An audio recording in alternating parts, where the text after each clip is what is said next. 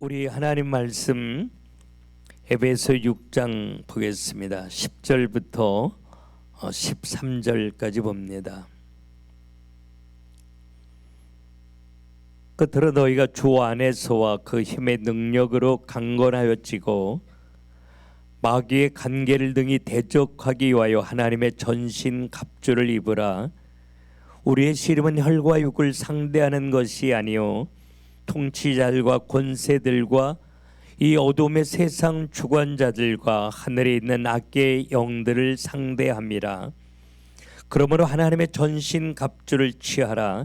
이는 악한 날에 너희가 능히 대적하고 모든 일을 행한 후에 서기 이함이라. 아멘.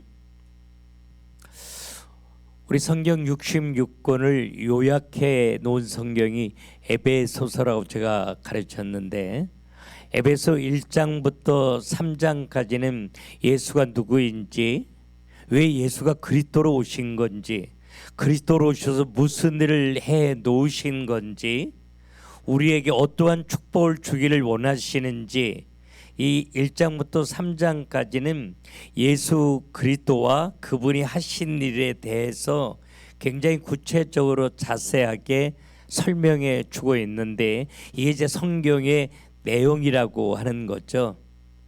그러면 에베소 1장부터 3장까지 우리에게 잘 설명해 주고 있는 이 예수 그리스도를 네가 안다라고 하면, 그러면 그리스도 안에서 우리의 삶이 어떻게 살아야 합당한 삶이 되는 것인지, 이 부분을 4장부터 6장까지 잘 이렇게 설명해 주고 있어요.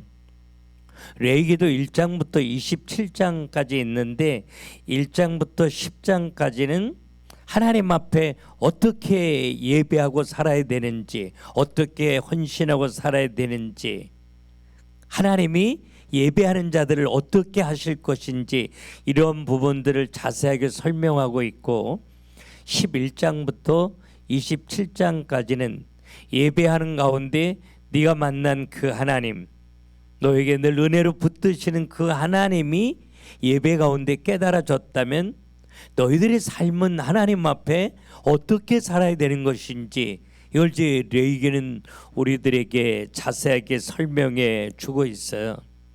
그래서 호세 6장 3절에 여호와를 알자, 힘써 여호와를 알자, 이렇게 이야기하고 있는데, 이 알다라고 하는 말은 경험으로 깊이 아는 그런 걸 의미해요.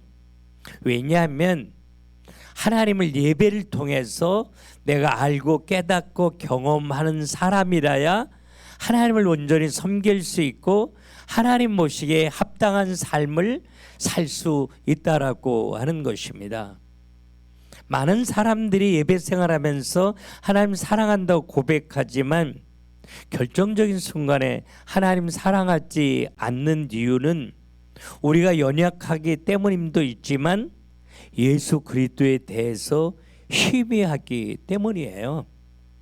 그래서 내 기준에 맞지 않으면, 내가 판단하는 것에 맞지 않으면, 내 경험에는 내 상식에 맞지 않으면 예수 그리스도가 보이지 않고 세상의 방식대로 나를 표현하는 사람이라면 미안하지만 예수 그리스도에 대해서 너무 희미한 거죠.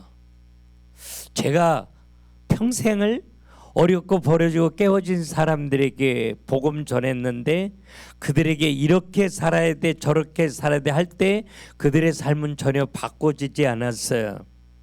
그러나 제가 눈물로 예수 그리스도에 대해서 분명히 가르쳐 주게 되었을 때 그들은 스스로의 삶을 바꾸게 되었고 하나님을 증거하는 그리스도인으로 새로운 삶을 사는 걸 볼 수 있게 되었습니다. 그러니까 바른 예배가 아름다운 삶을 살 수 있는 힘을 가져다 준다라고 하는 거죠. 그래서 예배에 실패하면 모든 게 다 실패할 수밖에 없다라고 하는 거죠. 가인의 인생의 실패는 예배를 놓쳤기 때문입니다. 예배를 놓치면서 하나님이 희미하게 되었을 때 가인은 세상과 더불어 무너지는 인생을 살게 된 거죠. 그래서 오늘 에베소서 4장부터 6장은 그리스도 안에서 믿음의 삶을, 하나님이 원하는 그리스도인의 합당한 삶을 살기를 원한다라고 하면 하나님의 전신 갑주를 입어야 된다. 쉽게 말하면 영적 전쟁에서 승리하는 삶을 살아야 된다.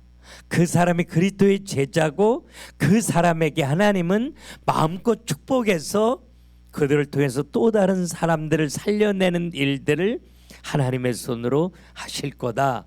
네, 에베소서는 이걸 이야기하는데 다시 말하면 성경 전체가 이 하나님의 마음을 우리에게 가르치고 있다라고 하는 거죠. 여러분, 우리가 계시록 12장을 한번 보면 계시록 12장에 그런 이야기가 있습니다. 계시록 12장 2절에 보면 사도 요한이 이렇게 계시를 보는데 어떤 여자가 아이를 베어 해산하게 돼서 아파서 애를 쓰며 부르짖더라 이렇게 이야기해요. 환상을 보는데 어떤 여자가 배가 불렀는데 너무 아픈 거예요. 이제 해산할 때가 되니까. 그래서 소리를 지르는 그런 모습을 보게 되는데 그때 5절에 보니까 12장 5절에 여자가 아들을 낳으니 이는 장차 철장으로 만국을 다스릴 남자라. 이거는 예수 그리스도가 이 땅에 태어나실 것을 이제 요한계시록이 계시해 주고 있는데 4절에 보면 용이 해산하려는 여자 앞에서 그가 해산하면 그 아이를 삼키고자 하더니 이렇게 이야기하고 있습니다. 그런데 이 용은 옛뱀 곧 사단이다 이렇게 이야기해요. 여러분, 그냥 쉽게 말하면 예수 그리스도가 이 땅에 태어나면 사단이 그를 그냥 놓아두지 않고 삼켜버리겠다, 다시 말하면 죽여버리려고 하는 거다. 이제 이걸 계시한 거 사도 요한이 본 거죠. 근데 마태복음 2장에 예수님이 태어났을 때 예수님을 죽이려고 한 건 헤롯이었습니다. 마태복음 2장에 예수님이 태어났을 때 예수님을 죽이려고 한 건 헤롯 임금이고 계시록 12장엔 사단이라고 설명을 해요. 여러분, 어떤 게 맞는 거예요? 예수님 도대체 누가 죽이려고 하는 게 맞느냐고요? 둘 다 맞는 거예요. 사단이 헤롯 임금을 통해서 예수 그리스도와 이 땅에서 구원의 역사를 이루지 못하도록 죽여버리도록 역사하겠다라고 하는 것입니다. 만약에 헤롯과 싸우려고 하면 사단은 헤롯이 아닌 또 다른 사람을 세워서 이 구원의 역사를 방해하게 될 거라는 거예요. 성경은 이 두 가지를 우리에게 자세하게 설명해 주면서 하나님이 우리를 택하고 부르면서 나와 함께 계셔서 하나님이 하시고 싶은 일이 있거든요. 나 살리고 나를 통해 내 가정과 내 주변에 있는 많은 사람 살리는 일을 하기를 원하신다는 거예요. 근데 이 일을 대적하는 자가 있다는 거예요. 베드로전서 5장 8절에 너의 대적 마귀가 우는 사자처럼 두루다니며 삼킬 자를 찾는다 그렇게 이야기하고 있거든요. 실제적으로 사람이 우리를 힘들게 하고 환경이 우리를 어렵게 만드는 것 같지만 그 배후에 우리의 인생을 무너뜨리고 우리를 통해서 세상이 살아나는 놀라운 일들을 대적하는 어두움의 세력이 역사하는 게 믿어진다면 너는 누구하고 싸워야 될 거냐? 이걸 성경이 말하는 거예요. 그러니까 오늘 에베소 6장 12절에 눈에 보이는 사람이나 환경하고 싸우려고 하면 너는 절대로 승리할 수 없다. 그러니까 눈에 보이는 싸움 하지 말고 사람이나 환경을 통해서 역사하는 어둠의 세력을 하나님의 눈으로 바라보고 어둠의 세력을 꺾으신 만왕의 왕이신 예수의 이름으로 대적해서 이기는 자 되어져라. 그러면 내가 네게 응답하고 축복해서 너를 통해 세상 살리는 일을 할 수 있는 거야. 이 성경 전체는 지금 이걸 이야기해요. 성경은 이걸 말하는데 우리가 조심해야 될 게 요즘 사람이 달날아가는 세상에 귀신이 어딨냐, 천사가 어딨냐. 여러분, 이렇게 생각하는 크리스찬들 의외로 너무 많이 있습니다. 그러나 성경은 분명히 어둠의 세력이 살아서 우리 삶 가운데 역사하고 우리에게 영향력을 준다는 거예요. 그래서 제일 먼저 귀신은 이 세상에 존재하지 않는다고 생각하는 사람들이 교회 속에도 의외로 너무 많이 있다는 거. 두 번째, 사단이 살아있어도 우리 삶 속에 영향력을 주지 않는다라고 생각하고 신앙생활을 하는 사람들도 의외로 너무 많이 있다는 거. 또 한 가지 잘못된 거, 뭐 조금 잘못하면 전부 귀신이 한다고 믿는 거. 밤새도록 잠 못 자고 이랬어요. 그리고 주일이 되니까 교회 왔어요. 교회 오면 밤새도록 한 잔도 못 잤으니까 졸 수 있잖아요. 졸면 저 잠마귀. 여러분, 이거 교회에서 너무 많이 이야기하잖아요. 마귀가 그 얘기를 들으면 아마 깜짝 놀랄 거예요. 나 안 그랬는데 이러고. 난 저 사람 알지도 못하는데. 술 마시면 술마귀, 잠자면 잠마귀. 이런 모든 걸 마귀가 한다고 영향력을 준다고 믿는 거, 이건 베레아 귀신론이에요. 김기돈 목사, 성락교회. 인간에게 안 좋은 모든 건 귀신이 가져다 준다고 믿기 때문에 코로나 걸리면 코로나 귀신, 감기 걸리면 감기 귀신, 기침을 하면 기침 귀신. 근데 한국 교회에 의외로 이 베레아 귀신론이 넓게 영향력을 주고 있기 때문에 성경적인 귀신론도 한국 교회 속에서 제대로 가르칠 수 없었다라고 하는 사실이에요. 그러나 오늘 에베소 6장은 분명하게 말합니다. 사단은 자기 졸기의 귀신들과 함께 살아서 우리에게 영향력을 준다라고 하는 거예요. 요한복음 13장 2절에 사단이 가룟 유다의 마음속에 예수를 팔 생각을 넣었더라. 유다의 생각 속에 영향력을 준 자가 이 어둠의 세력이었음을 성경은 말해요. 사도행전 5장에 아나니아 삽비라 사건도 베드로가 아나니아에게 내 안에 사단이 가득하여 하나님의 성령을 속이는구나, 성령을 속이고 돈 몇 푼을 내 주머니에 채울 생각을 가져다 주도록 생각에 영향력을 준 존재가 있었음을 성경은 말해요. 누가복음 22장에 베드로가 무너지기 전에도 예수님이 베드로에게 사단이 너를 밀가부르듯 하려고 한다. 그러나 내 믿음이 떨어지지 않도록 내가 너를 위하여 기도할 테니 실족한 후에 너처럼 영적 전쟁에 실패해서 무너진 사람 살리면서 살아야 돼. 이게 누가복음 22장이에요. 오늘도 어둠의 세력은 살아서 우리 삶 속에 전반적으로 영향력을 행사하고 있는 게 분명하다라고 하면 우리는 만왕의 왕이신 예수의 이름으로 대적하여 승리하기를 하나님이 원하신다는 거예요. 승리하는 자가 이 세상 살릴 수 있는 그리스도의 제자인 거예요. 그래서 에베소 1장부터 5장까지 하나님이 주신 모든 축복을 네가 누리고 하나님 간증하고 세상 살리기를 원하면 한 가지 잘해야 되는데 그게 6장이에요. 6장이 뭐예요? 하나님의 전신갑주를 입고 영적 전쟁에서 이기는 자 되라, 그 말입니다, 여러분. 그래서 사단은 우리 삶 가운데 영향력을 행사하는데 하나님의 나를 향한 놀라운 계획이 크면 클수록 하나님은 이 어둠의 세력은 더 강하게 역사해요. 그런데 어둠의 세력이 우리 삶 가운데 역사할 때 하나님은 없어, 이렇게 하나님을 부인하도록 하지 않고 하나님을 의심하도록 영향력을 행사해요. 여러분, 우리가 잘 알고 있는 마태복음 4장에 예수님이 공생애를 시작하기 위해서 40일 동안 금식하고 나섰을 때 사단이 제일 먼저 예수님을 찾아와서 어떻게 시험해요?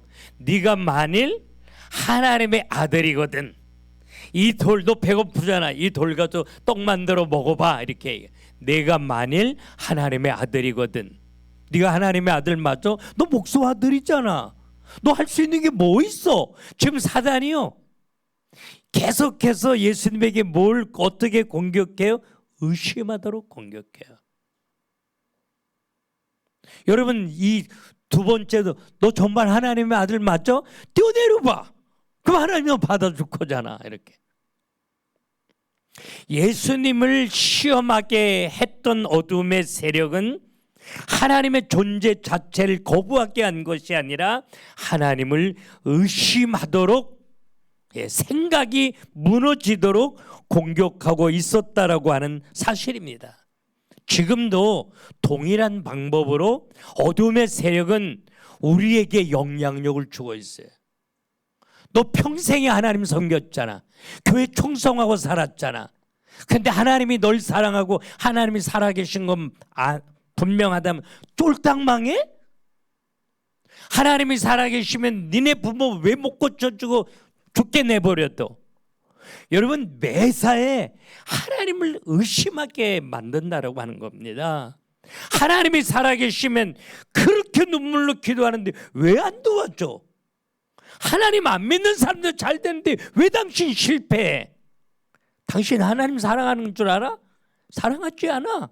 여러분, 계속해서 우리를 향한 하나님의 능력, 우리를 향한 하나님의 사랑을 의심하게 만들어요. 창세기 3장에 이 사단이 아담과 하와를 공격할 때도 여러분 동일하게 한 거예요. 동일한 방법으로 하나님을 의심하게 만든 거예요. 하나님이 널 사랑한다고? 너한테 다 줬다고? 근데 저 가운데 있는 거 뭐야? 저 선악과. 너 선악과 먹으면 하나님처럼 높아져. 그래서 저거 못 먹게 한 거야. 뭐 네가 최고라고? 그럴듯하게 하나님의 사랑에 대해서 아담과 하와에게 의심할 생각을 가져다 줘요. 아담과 하와는 하나님을 신뢰하지 못하고 하나님의 사랑을 확신하지 못하고 선악과를 먹음으로 타락하게 되는 아픔을 겪게 되었다라고 하는 것입니다. 그래서 여러분, 동일한 방법으로 어둠의 세력은 우리에게 그럴듯하게 의심하도록 만든다는 거예요.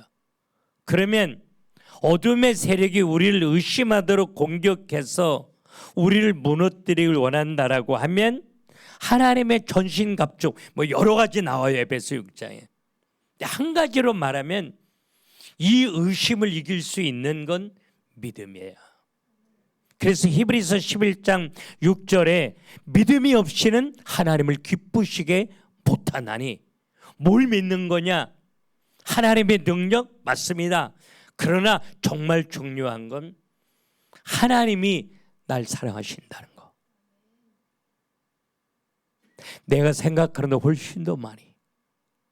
이사야 49장 15절에 네 부모는 피치 못할 사조로 널 버려도 난 널 버리지 않는다는 거. 이 하나님을 신뢰하는 믿음을 가진 자가 영적 전쟁에서 승리할 수 있다라고 하는 거예요. 하나님이 우리를 다루실 때 내가 원하는 방법으로 다루지 않으셔요. 그럴 때마다 우리는 하나님 이해가 되지 않아요. 그런데 하나님을 이해하려고 하는 사람이 아니라 하나님을 신뢰하는 믿음을 가진 자가 영적 전쟁에서 승리할 수 있다라고 하는 거예요. 하나님이 우리를 어떠한 방법으로 다루실지라도, 내가 원하지 않는 방법으로 나를 거꾸로 놓으실지라도 그것이 나를 사랑하는 하나님의 마음인 줄로 믿고 하나님을 신뢰하고 예수 바라보며 기도하는 자에게 하나님은 승리의 기쁨을 주시는 거예요. 이 성경은 이해할 수 없는 하나님의 이야기로 기록되어져 있어요. 하나님을 이해하려고 노력했던 사람들은 하나둘 다 무너졌어요. 하나님을 의심하고 이스라엘 백성들이 430년 동안 애굽에서 고생하다 나오잖아요. 나올 때 따라 나온 사람이 성경엔 허다한 잡족, 애굽 사람들이에요. 애굽 사람들이 애굽에서 하나님이 일으키신 전무후무한 하나님의 능력을 바라보고 저 하나님 따라가면 수지 맞겠네, 그래서 따라 나온 거예요. 수지 맞지 않았어요. 홍해의 어려움이 있었고 마라의 아픔이 있었어요. 매일 먹는 만나가 지겨웠어요. 그때 제일 먼저 하나님을 신뢰하지 못하고 하나님 이해가 되지 않아서 불평했던 사람들이 이 소수의 애굽 사람들이었어요. 하나님을 의심하는 이 소수의 애굽 사람들이 입을 열어 불평할 때 250만이 여러분 한꺼번에 무너지는 거 있죠. 교회 속에서도 한두 사람이 하나님을 의심할 때 교회는 무참하게 힘을 잃고 무너질 수밖에 없다라고 하는 것입니다. 그래서 오늘 에베소 16절에 보면 모든 것 뒤에 믿음의 방패가 너희에게 필요하다. 믿음의 방패가 뭐냐? 하나님을 신뢰하는 거예요. 어둠의 세력이 나에게 여러 가지로 하나님을 의심하게 만들지라도, 환경을 통해 사람을 통해 하나님을 신뢰하는 마음을 흔들어 놓을지라도, 다른 건 다 놓쳐도 하나님을 신뢰하는 이 믿음을 가지고 하나님 바라보면서 예수의 이름을 부르는 사람이 있다라고 하면 그 사람이 하나님의 전신갑주를 입은 사람이다. 이 에베소 6장에 우리에게 그렇게 이야기하고 있는 거예요. 여러분, 우리 누군가 너무 사랑하는 관계, 좋은 관계 있잖아요. 그런데 의심이 들면 관계 한꺼번에 깨어지고 말아요. 신뢰가 무너지면 관계 무너지는 거죠. 하나님과 나와 신뢰의 관계가 깨어지면 하나님과 나와의 관계는 무너져 버리고 만나라고 하는 것입니다. 그래서 하나님이 우리에게 믿음의 죄 온전케 하시는 예수 봐라.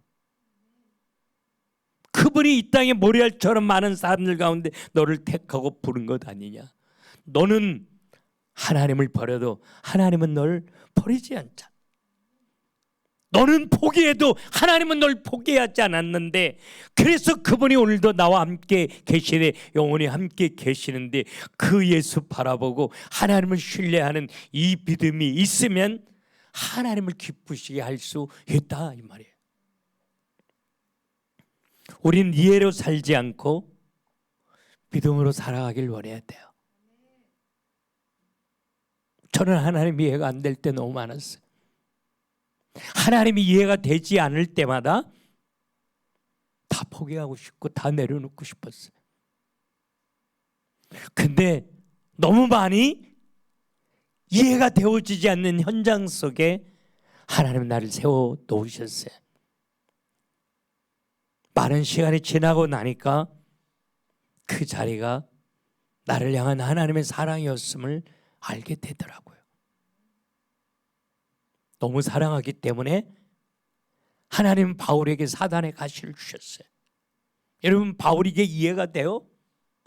내가 가지고 있는 손수건 사람들이 가져다가 얹기만 해도 병이 나는데 난 너무 아파요. 복음만을 위해서 사는 난데 말이에요. 간질이라고도 하고 그러잖아요. 만약에 신학자가 말하는 간질이라면 그렇게 복음 전하고 사람들 병 고쳐주다가 갑자기 거품 불리고 내가 쓰러진다면 여러분, 이게 이해가 돼요? 이해 안 되는 거예요. 너무 힘이 들어서 간절히 기도하고 또 기도하고 또 기도해요. 근데 하나님의 응답은 그것이 하나님의 사랑이라. 내 은혜가 되게 족하다. 그렇게 다루지 않으면 혹이라도 교만해서 부러질까 봐 그 모습만큼은 보고 싶지 않아서 하나님이 바울을 너무 사랑하시기에 위대한 하나님의 사람으로 세워놓고 싶은 간절함으로 그에게 그 아픈 자리에 있도록 허락하셨던 그 하나님이 동일한 방법으로 날 다루실 때 너무 많아요. 그러나 하나님이 어떤 방법으로 나를 다루실지라도 이것이 나를 향한 하나님의 계획이고 하나님의 꿈이 성취되어지는 하나님의 손길이고 하나님의 마음이라고, 하나님을 오해하지 아니하고 하나님을 신뢰하고 예수 이름을 부르는 사람이 있다면 그 사람이 하나님의 전신갑주를 입은 사람이다. 그 사람이 영적 전쟁에서 승리할 수 있다, 이 말을 하는 거예요. 여러분, 사단이라고 하는 뜻, 헬라어로 디아볼로스, 정확하게 말하면 네 가지 뜻이 있어요. 네 가지 뜻이네. 첫째, 거짓말하는 자, 이 사단이. 두 번째, 속이는 자. 그 다음에 이간자. 네 번째는 근거 없이 종상모략하는 자. 이게 사단이에요. 이게 사단의 이름이라고. 근데 속이는 자, 거짓말하는 자, 이간자, 종상모략하는 자, 이걸 딱 보면 딱 한 가지가 있어요. 이 네 가지는 다 뭐하고 관계가 있냐면 말하는 거하고 관계가 있어요. 하나님을 정말 본받는 자가 되기를 원하면, 영적 전쟁에서 승리하기를 원하면 말하는 게 달라져야 돼. 그래야 우리가 영적 전쟁에서 이길 수 있다라고 하는 거예요. 신천지가 교회 속에 들어와서 뭘 해요? 말로 관계를 깨뜨려요. 목사님이 이렇대, 저 사람 저렇대, 이러면서 교회 속에 와서 관계를 깨뜨리는데 교회가 너무 쉽게 무너져 신천지 안에 들어가잖아요. 그래서 얼마나 많은 교회인들이 신천지 앞에 무릎을 꿇었어요. 뭘로? 말하는 거로 말해요. 그래서 야고보서 3장 12절에 보면 말에 실수가 없으면 온전한 자라, 이렇게 이야기해요. 그래서 여러분, 제일 먼저 예수 그리스도 분명히 알고 그 예수 그리스도를 신뢰해야 하나님의 전신갑주를 입고 영적 전쟁에서 승리할 수 있는 거다. 그러면 하나님의 전신갑주를 입고 우리가 싸워야 되는데 뭘 잘해야 된다? 싸우려면 칼과 창 가지고 싸우는 거냐? 그게 아니라 우리의 말하는 것이 복음을 말하면 이길 수 있다, 그 말이에요. 그래서 말에 실수가 없으면 온전한 사람이다. 제가 30년 넘게 목회하면서 얼마나 많은 사람 만나요? 정말 사랑으로 양육해요. 감사로 눈물을 흘려요.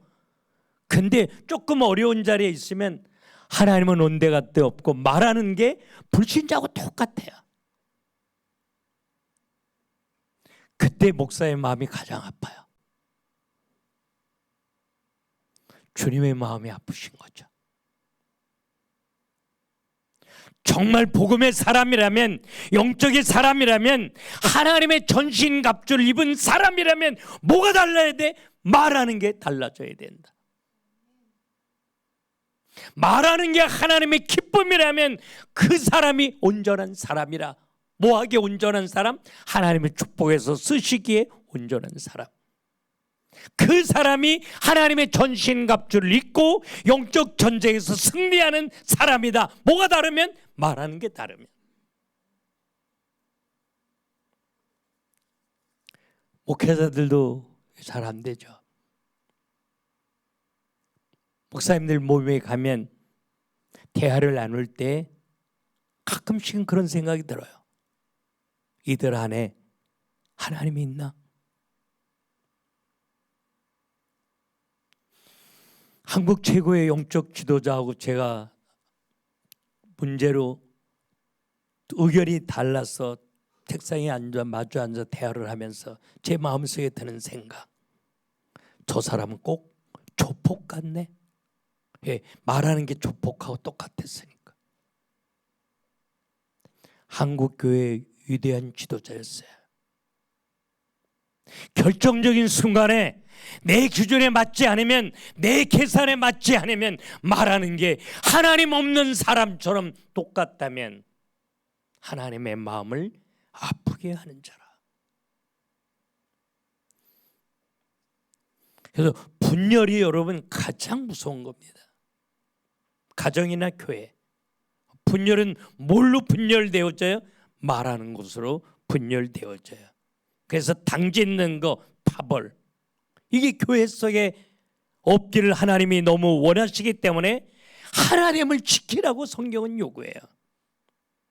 그래서 하나님의 전신갑주를 입는 것 정말 필요한데, 그러나 하나님의 방법대로 싸우는 게 중요해요. 전신갑주를 입는 것도 중요하지만 그냥 하나님의 방법대로 싸우는 게 뭐냐. 여러분, 저도요 늘 내 방법대로 많이 싸웠던 것 같아요. 근데 하나님의 방법대로 싸우는 걸 성경은 많이 이야기해 주고 있는데, 너희를 박해하는 자를 축복하고 기도해 줘라. 이 하나님의 방법이에요. 나를 힘들게 하고 나를 박해하는 사람, 나에게 아픔을 주는 사람, 그 사람을 싸우는 방법이 뭐냐? 축복하고 기도해 주는 거. 이게 하나님의 방법이라는. 즐거워하는 자가 있느냐? 시기하지 말고 함께 즐거워해라. 우는 자가 있느냐? 함께 울어줘라. 정말 팽개치고 싶은 사람이라도 잘 됐다고 속으로 캐제 부르지 말고, 내 기준에 맞지 않는 사람일지라도 누군가가 울면 그 사람을 붙잡고 함께 우는 자가 태워줘 봐라. 이게 내 방법이야. 성경은 이거 할 수 있거든. 모든 사람과 화목해라. 내 원수가 줄이거든 마시게 해라. 이게 하나님의 방법이라는 거예요. 오른뺨을 치거든 왼뺨을 돌려대라. 속옷 달라 그러면 겉옷까지 줘라. 이게 하나님의 방법이에요. 이해가 안 돼요. 이거 말도 안 되는 방법이에요. 그래서 우리는 하나님의 방법대로 싸우는 걸 거절해요. 언제나 내 방법대로 싸우기를 원한다고요. 하나님의 전신갑주를 입어도 내 방법대로 싸우는 사람이라면 그 사람은 절대 이길 수 없다는 거예요.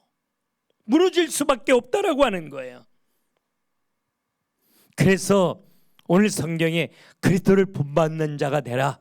이 그리스도를 본받는 자가 뭐냐? 하나님의 전신갑주를 입고 하나님의 방법대로 싸우는 거. 이게 그리스도를 본받는 거예요. 그러면 하나님의 방법대로 어디 가서 싸워야 되냐?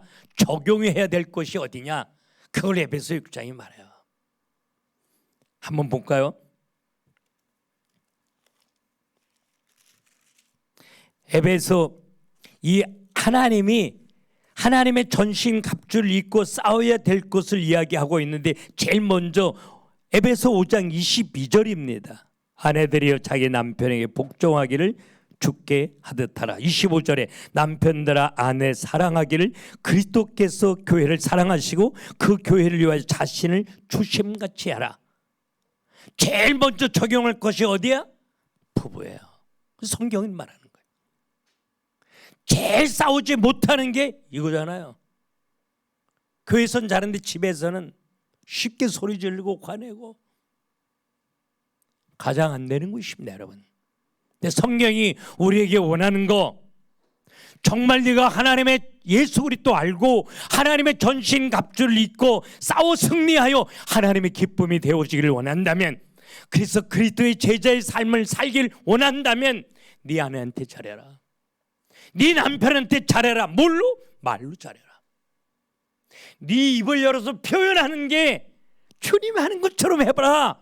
하나님의 방법대로 해봐라 이거예요. 그래야 이길 수 있다는 거죠.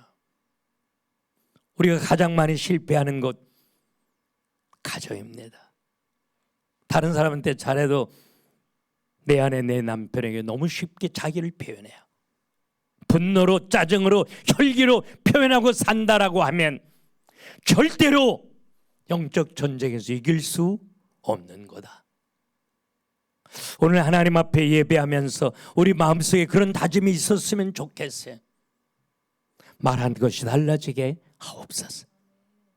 내 아내 내 남편에게 분노와 혈기 짜증이 아니라 그리스도의 마음으로 말할 수 있도록 성령님 내 머리에 기름 부어 주시옵소서.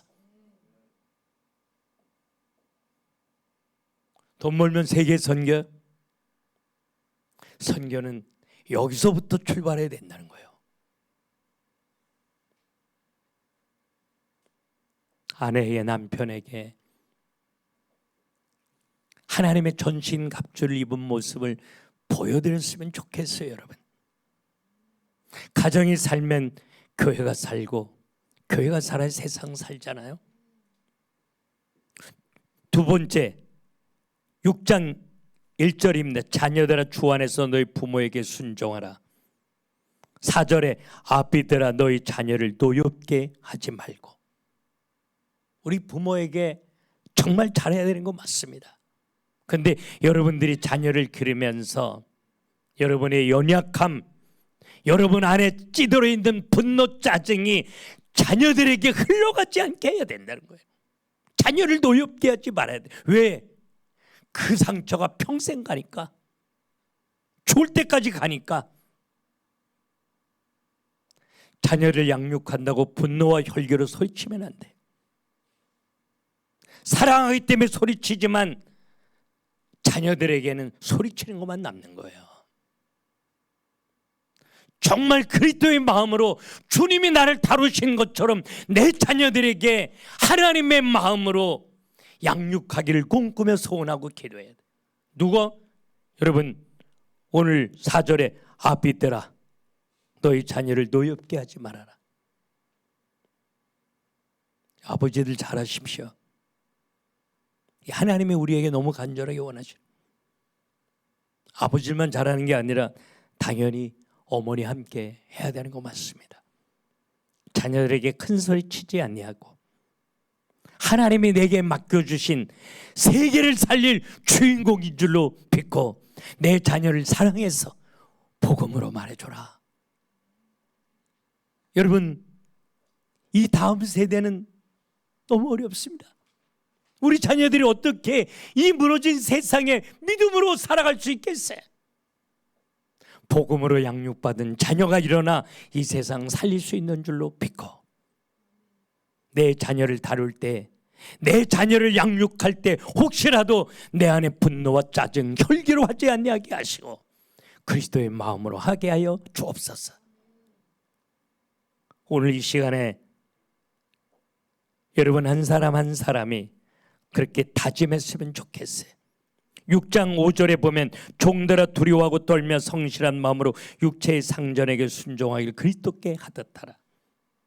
요셉은 종으로 팔려가서 보디발을 섬길 때 그 섬긴다라고 하는 단어가 샬라하, 하나님을 섬길 때 쓰는 단어예요. 눈물을 흘리며 종으로 팔려갔지만 보디발을 내 상전으로 주시니가 하나님이신 줄로 믿고 하나님을 섬기는 마음으로 보디발을 섬겼을 때 하나님이 보디발의 마음을 움직여 요셉의 가정 총무가 되게 하시고 세상 살릴 수 있도록 역사하셨어요. 만약에 요셉이 상처를 가지고 상전을 섬겼더라면 이 일은 일어나지 않았을 거예요. 직장 생활하면서 또 세상에 우리가 생활하면서 어른을, 하나님이 우리에게 맡겨신 상전을 하나님을 섬기는 마음으로 섬길 때 하나님이 그에게 응답하시고 축복하신다는 거죠. 그리고 하나님이 우리에게 맡겨주신 종들에게 어떻게 해야 되는지 정말 복음 가지고 하기를 너무나도 간절하게 원하셔요. 이게 하나님의 전신 갑주를 입고 싸울 수 있는 방법이에요. 이게 하나님의 방법이라고. 주님은 이 방법으로 이기셨어요. 그리고 세상을 살리셨어요. 에베소 6장에 하나님의 전신갑주를 입는 방법이 여러 가지 나와요. 구원의 투구, 의의 호심경, 진리의 허리띠 여러 가지 나오지만 그 여러 가지가 중요한 것이 아니라 정말 예수 그리스도를 분명히 알게 하시고 그 예수 그리스도 안에서 강한 자 되되 하나님을 이해하려고 하지 않고 하나님을 신뢰하고 내 방법대로 싸우지 않고 하나님의 방법대로 싸워 이기는 자 되게 하옵소서. 그리고 하나님의 놀라운 응답과 축복 가운데 세상 살리며 살게 하옵소서. 아무리 기도를 많이 해도, 아무리 많은 것으로 헌신해도 내가 말하는 것이 결정적인 순간에 복음이 아니라면 온전한 사람이 아닌 거죠. 하나님이 기다리시는 거예요. 그래서 오늘 우리가 하나님 바라보고 기도하면서 야고보 3장 12절에 말에 실수가 없으면 온전한 사람이라고 하나님 말씀하신 것처럼 이사야의 입술을 찢으신 하나님, 내 입술을 찢으시옵소서. 내 말에 하나님이 흘러나오게 하옵소서. 그렇게 소원하며 기도하는 저와 여러분 될 수 있기를 주님의 이름으로 축원합니다. 기도합시다. 하나님, 복음으로 하나님의 전신 갑주를 입고 싸워 승리하는 삶을 살길 소원합니다. 예수가 누구인 줄 알기에 이 하나님의 전신 갑주를 입고 내가 말하는 것이 달라지기를 원하며 내 방법대로 싸우지 아니하고 하나님의 방법대로 싸워 이기는 자 되어지기를 소원합니다. 이 시간에 우리 머리에 기름 부어 주시고 우리를 만져주시고 우리를 치료하시고 우리를 회복시켜 주시옵소서. 예수님의 이름으로 기도 올리옵나이다. 아멘.